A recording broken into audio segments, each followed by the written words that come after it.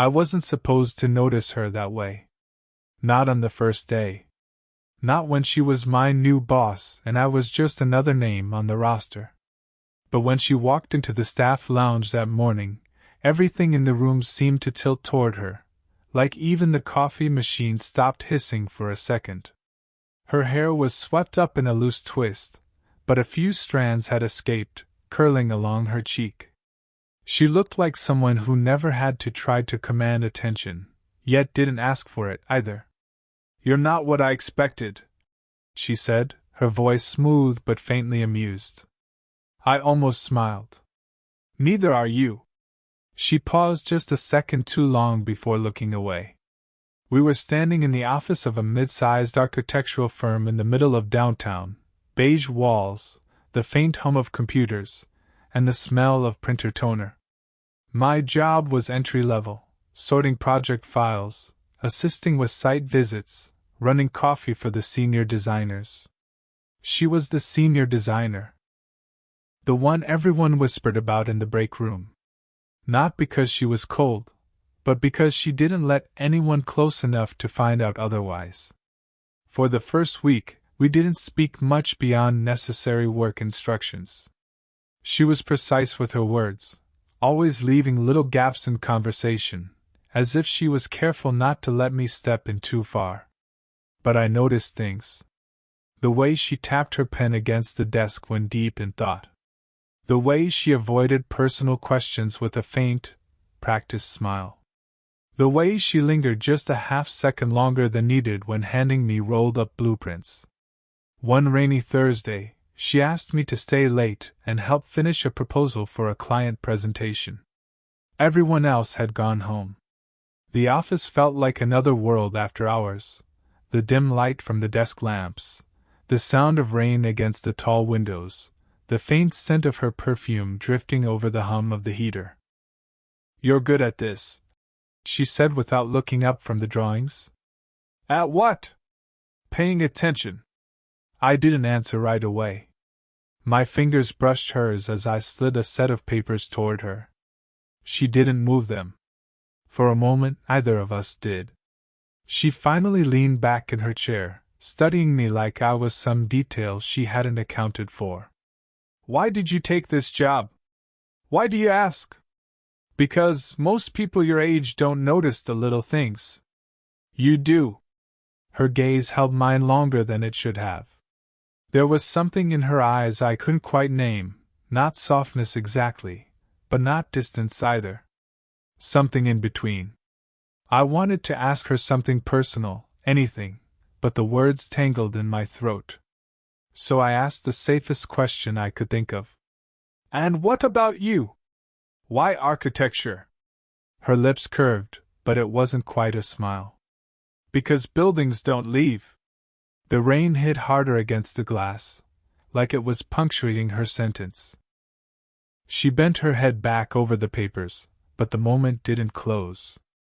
If anything, it stretched. By the time we finished, the streets outside were slick and shining under the streetlights. She gathered her things, then hesitated at the doorway. "You're not walking home in this," she said. "Come on, I'll drive you." It should have been nothing, a simple offer, practical and kind. But the way she said it made it feel like something else entirely. I followed her out, the sound of our footsteps echoing in the empty hall. She unlocked her car, and as I stepped in beside her, her hand brushed my arm. She didn't move it right away. And that was when I realized the rules between us had just shifted. It was only a 10-minute drive from the office to my apartment, but somehow the silence between us made it feel longer. Her car smelled faintly of leather and something warm, maybe sandalwood. Rain streaked the windshield in uneven lines, and the wipers moved slow, almost reluctant. She kept both hands on the wheel, her eyes fixed forward, but I could feel her awareness of me, like we were both leaning toward a line we weren't supposed to cross. I'd known her for barely a week, and yet I'd already learned that she didn't fill silences just to make them go away. She let them breathe. Maybe that's why I noticed every small shift, her knuckles tightening slightly when she passed a certain street, the way she exhaled through her nose when a song came on the radio and she quietly turned it off. She pulled up to my building but didn't unlock the doors. Just sat there a moment, rain tapping the roof. "Do you live alone?" she asked. "Yeah." I hesitated. "You?" Her fingers tightened on the steering wheel before she let them go. "Not anymore." It was said so simply, but the weight in it was impossible to miss. I thought about asking, but the way her shoulders sat, pulled slightly in, told me not to push. "Break up?" I asked anyway, softer than I'd intended. She let out a quiet laugh. "That's one word for it." Then she shook her head and finally unlocked the doors. "Go on. Before you get caught in the downpour." I should have left. Really, I should have. But instead I said, "You could come in. Just until the rain eases up." She studied me. Not with suspicion, but with the kind of pause that feels like someone measuring you. Then, without a word, she turned off the engine. Inside, my apartment felt embarrassingly bare. She stepped in carefully, eyes moving over the small space like she was cataloging it. She ran her hand over the back of my worn couch. "This is you," she said, and I wasn't sure if she meant it as a compliment. We sat, and for a few minutes, the only sound was the rain. She seemed lighter here, almost as if she'd set something down. "Why architecture?" I asked again, just to hear her talk. She looked at me, and this time she answered differently. "Because when I was a kid, my father promised to build us a house. He never did. So, I build my own now." I didn't know what to say. I just watched her, the faint shadow of regret in her eyes, and wondered if anyone else had ever looked at her long enough to see it. The rain slowed, but she didn't move to leave. Instead, she leaned back, one arm resting along the back of the couch, close enough that her fingers almost brushed my shoulder. "You should make coffee," she said quietly. "We're not done talking." Her tone wasn't about coffee. And the truth was, I didn't want it to be. The coffee steamed between us, untouched. She had curled one leg up on the couch, facing me now, her elbow resting on the back cushion. There was a softness in her posture I hadn't seen before, but also a kind of watchfulness, like she was deciding something. "You're quiet tonight," she said. "I'm trying not to say the wrong thing." She tilted her head. "And what would that be?" I didn't answer. If I did, it might be the thing I couldn't take back. Her fingers traced the rim of her coffee cup. "You're not like most of the people I work with," she said finally. "You don't push." "I'm pushing right now," I said without thinking. Her lips curved, faint and unreadable. "Maybe." The air between us felt dense, not heavy exactly, but charged. I caught myself looking at her hands, the way they moved when she talked, how the veins showed faintly under her skin. She noticed. "What?" she asked. "Nothing." But it wasn't nothing. It was everything. She shifted slightly closer, and just then, the sharp buzz of her phone cut through the quiet. She glanced at it, her jaw tightening before she flipped it face down without answering. "You can take it," I said. "I don't want to," she replied, voice low. I didn't press, but my mind raced. Whoever it was, and whatever they meant to her, they were on the outside of this moment. I was on the inside. I told myself to keep it that way. To stay where the lines were still clear. She reached for her coffee, and our knees brushed. Neither of us moved. My pulse kicked hard in my chest, and I forced myself to lean back, to make space.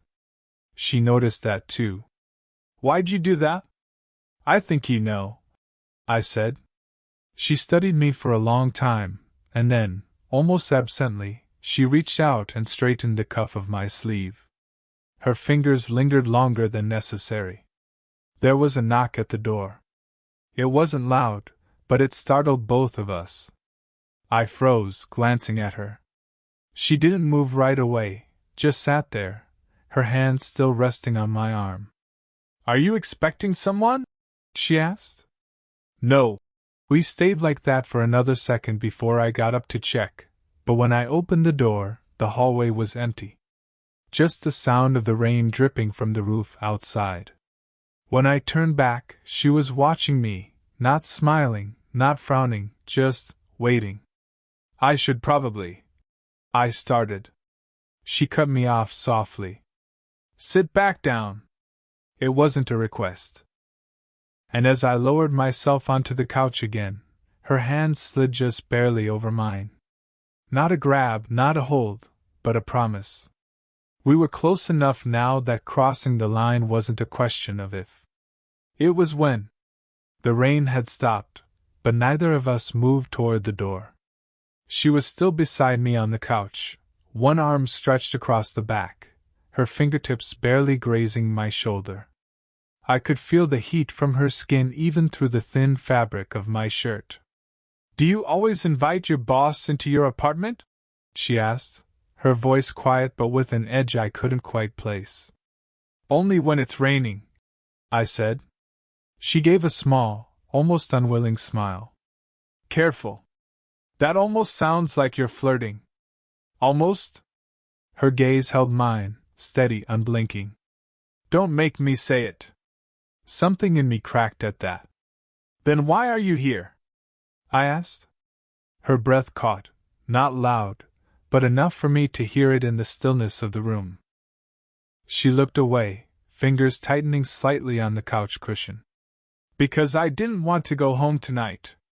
There it was. The truth she'd been holding back. "Is it because of whoever called you?" I asked. She hesitated. "It's because of everything. Because sometimes you don't realize how lonely you are until someone sits in the quiet with you and doesn't try to fix it." The words lodged in my chest. I wanted to tell her she wasn't alone anymore. I wanted to tell her I thought about her when I shouldn't. But the part of me that still had sense, the part that remembered she was my boss, told me to stay quiet. Only I didn't. "I think about you," I said. "More than I should." Her head turned sharply toward me, and for a second, I thought she was going to tell me to stop. But instead, she said, "I know." The air between us thickened, charged with something unspoken but undeniable. My hand was resting on my knee, and hers shifted, slow, until her fingers brushed mine. It would have been the easiest thing in the world to just turn my hand over and lace them together. "I shouldn't be here," she whispered. "I don't want you to leave." She exhaled, a long, uneven breath. "You have no idea how dangerous that is." "Then explain it to me." Her eyes searched mine, like she was looking for an escape she knew she wouldn't take.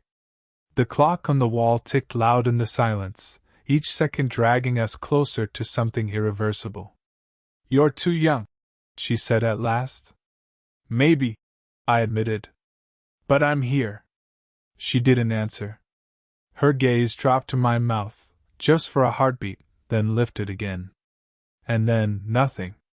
Just her eyes on mine, the space between us collapsing into a question neither of us dared to speak aloud. The clock's ticking was the only sound left between us, until her phone lit up again on the coffee table. This time, she didn't look away from me when she picked it up. She swiped to answer and put it on speaker. "Claire, where are you?" a man's voice demanded, sharp and patient. "I told you, I'm not coming back tonight," she said evenly. "Do you have any idea?" She tapped the screen, ending the call. Her hand lingered on the phone for a moment before she set it back down. I couldn't help it. "Who was that?" "My ex-husband," she said. Then, after a beat, "Your father's business partner." It hit me like a physical jolt. Wait, what? She leaned back, crossing her arms, watching me like she was bracing for a reaction. I didn't realize it at first. But when you said your last name on your first day, I remembered. I met you once years ago. You were 17? At some holiday event. I was married then. I searched my memory, a blur of suits, champagne flutes, and polite small talk I didn't care about. And then, yes. I remembered her standing near the fireplace, wearing a black dress, looking like she'd stepped out of another world. I noticed her then, too, but she hadn't even known my name. You never said anything, I murmured. You didn't either, she said. And maybe we both had our reasons. I tried to process the shift.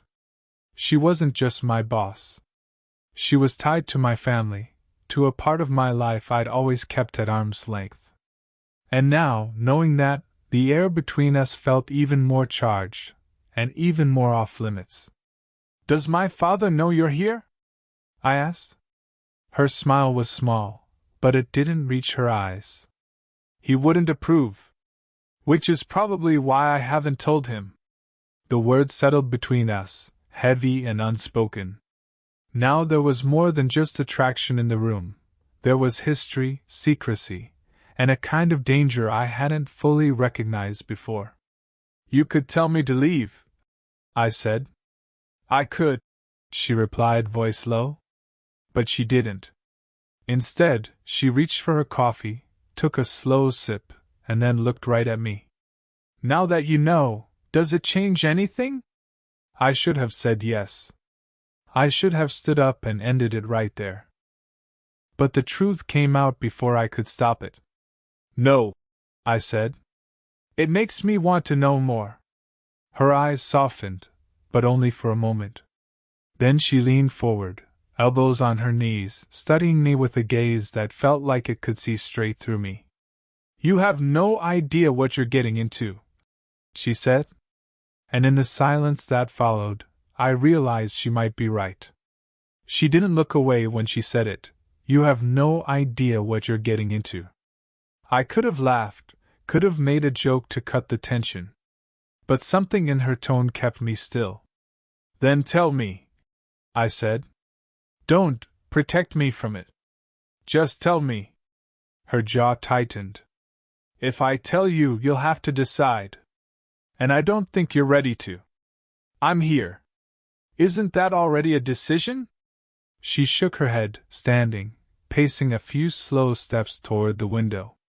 The street outside was slick with leftover rain, the lamplight catching in the puddles. Her reflection in the glass looked tired. Beautiful. Untouchable. You think this is about the job? Or the age gap? She asked. It's more than that. I've made mistakes, ones that cost me people I loved. I can't. She stopped, pressing her hand against the glass. I can't afford to make another one. Her voice cracked on another. It was the first time I'd heard anything break through her control. I stood too, crossing to her before I could think better of it. What if you don't? She turned to me, eyes shining with something between anger and hope. And what if I do? What if this ruins you? Or me? It wouldn't, I said. Not if it's real. She searched my face like she was trying to find the part of me that would back down. But I didn't. Finally, she said, I don't want to hide. Not with you. The confession hit harder than I expected. She wasn't promising anything, she was just letting me in.